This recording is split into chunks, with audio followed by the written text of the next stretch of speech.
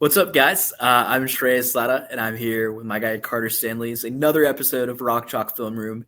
Kansas comes off a big win against UCF. A one-score win for Kansas hasn't happened in a while, but a big win nonetheless on the road. And now KU plays its biggest test in number 9 Texas Tech, a team that hasn't lost this year, is perfect 5-0, 2-0 in the Big 12, and they have looked unstoppable on both ends. And I think the one that we're worried about, we were talking about before this is, and Carter we're talking about, is how good Texas Tech offense looks. They're second in the nation points per game. They're averaging 48 points a game. Their quarterback, Ron Morton, has a 12 touchdown to 3 interception ratio. He's thrown for 1,500 yards. He is averaging 10 yards per completion, almost a 70% completion percentage. He's had a really, really nice season. And they have a stable of running backs that can do it all. They have a great offensive line. This is a team filled with NFL talent across the board on both sides of the ball. But the offense, I think, is the one that is the thing that KU's defense is going to have to do a good job of stopping.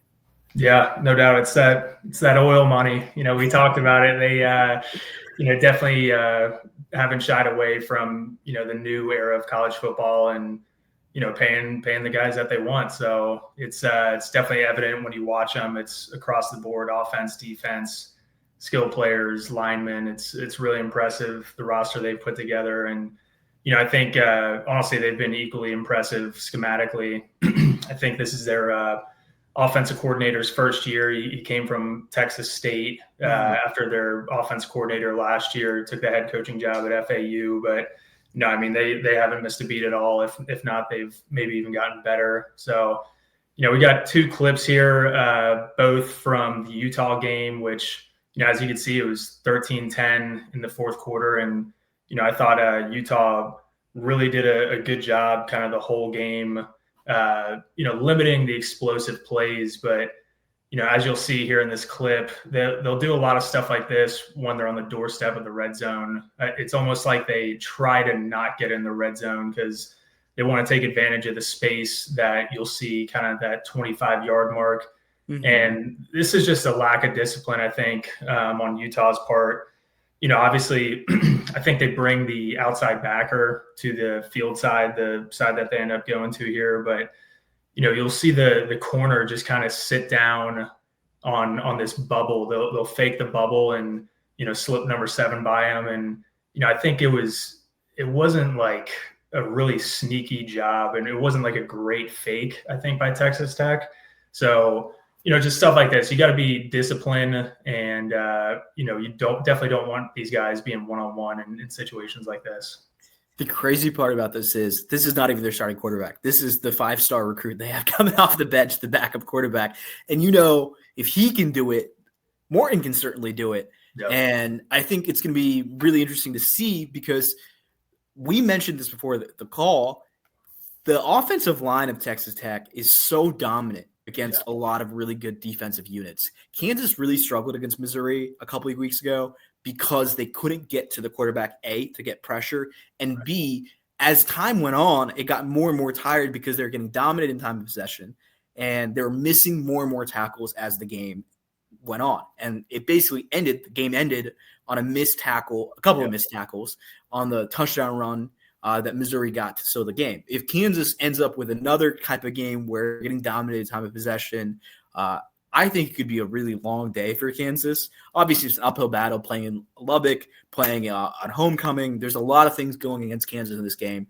The odds makers have Texas Tech as almost a 14-point or 13.5-point favorite, depending where you look. So Kansas has to play their best version of defense to limit the Red Raiders, yes, but also give KU's offense a chance to go out there and do the things that it needs to do to keep up with them. Yeah, no doubt. I think it's crucial that we avoid the game style that we had against Missouri where, we saw it in the second quarter. I know technically we had 4 plays, but the one was, a safety, just kind of a fluke play. And then, the other 3 plays were a 3 and out right before the half. So absolutely cannot have that again, against this Texas Tech team, because all in all, I think they are very similar to Missouri.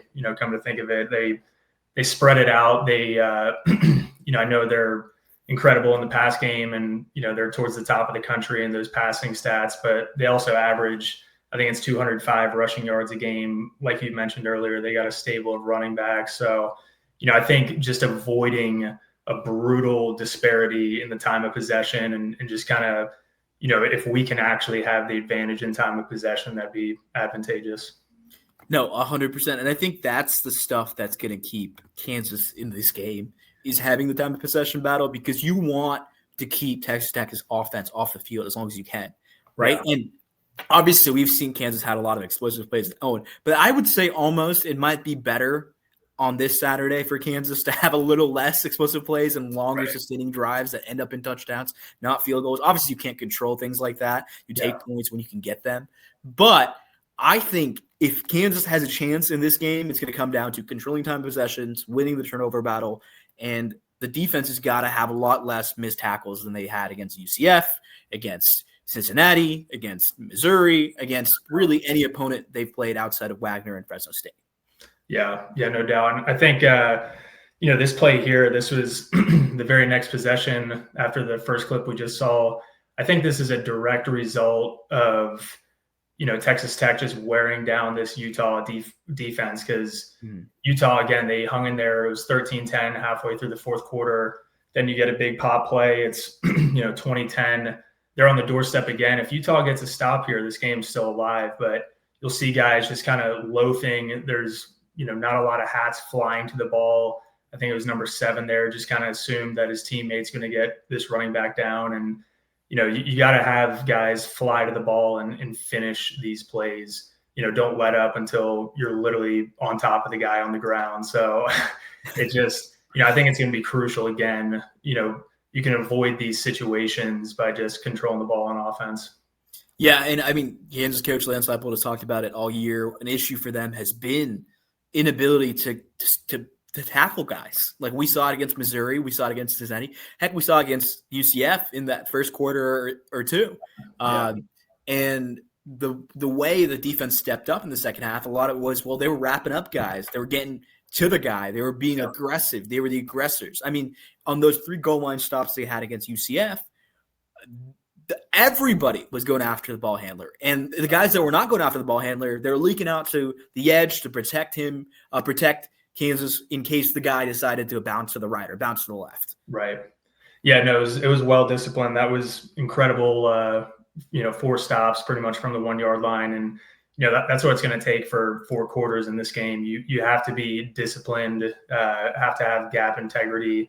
You can't allow, a bust. You can't not do your 111th, because that's how this team, they're going to have explosive plays, whether it's in the pass game or run game. And, just limiting those big plays. And, old coach of mine used to say, just make them snap it again. It's hard, no matter what level of football you're at, it's hard to consistently drive the ball down the field. So make them snap it again. I think we'll have to get, I don't want to say lucky, but we're going to have to catch some breaks here with some turnovers, like we saw in the first quarter of the Missouri game, that allowed us to hop up 21-6 and, kind of prolonged what we inevitably ended up seeing, with them kind of controlling the line of scrimmage. But, hopefully just get a few breaks here and there. Yeah, Carter, I mean, if you're looking at this defense, obviously you're a KU fan and you know all these guys really well, but is there a player on the Kansas side that you're like, his day has to be excellent if Kansas wants to win? Yeah, I mean, I think it's easy to say, Bengali Kamara, but honestly, more so, I think it'd have to be Trey Lathan. I really want to see a great game, and I think we're going to need to see a great game out of Trey Lathan. And that includes the safeties as well, because like you said, this O-line is really impressive. I'm hoping the defensive line is able to, bust up some gaps and make some contact in the backfield. But, realistically, I think it's going to come down to the linebackers and safeties screaming down into those gaps and making solo tackles. So, I think I think probably Trey Lathan is the true key in this one.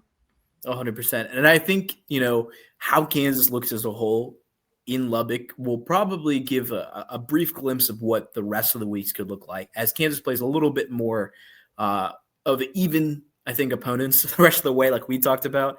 If they can have a competitive game, whatever the result may be, I think if you're a Kansas fan or, just a fan of college football, like it's a good sign. It's a good sign. And I'm not sure what's going to happen Saturday. And I think that's why I'm really excited about it.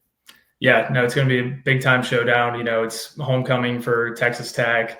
They're rolling out new logos, new uniforms. They got a lot of excitement around their program as well, which, rightfully so. They've, deserved everything up until this point, no doubt. And, I think for KU, just going in there and trying to play spoiler, hopefully turns into something nice on Saturday.